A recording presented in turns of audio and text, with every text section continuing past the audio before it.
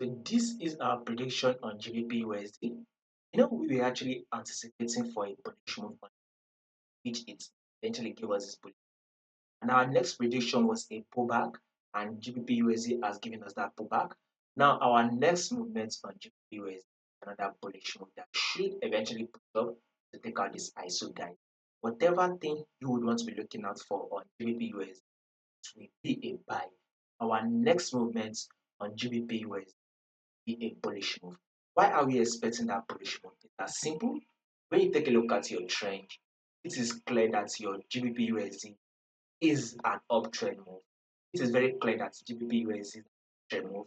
So if you see this to be your high, and here is your higher low, then this can also be seen as the higher high, and here comes the higher low. This can also be seen as the higher high. Here comes the higher low. Now, market has given us an higher high here, and this is our higher low. So with this higher low, we are expecting market to give us another bullish move that will eventually form a new higher high. So now, this is where the tricky part comes in, right? You would want to only hop in for the buy once you get the buy. Remember, this is still in an uptrend move. Our trend still says we are in an uptrend move, but right now, market is pulling back here, right?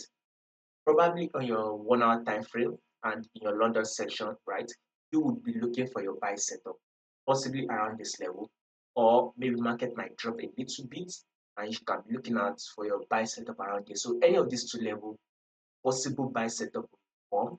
Once the buy setup forms, go ahead and take in your buy, or probably go ahead and take in your buy from here. So above all, we are expecting a bullish move on GBP/USD. So if there will be any changes to this movement that we just did, I'll make sure I let you guys to know.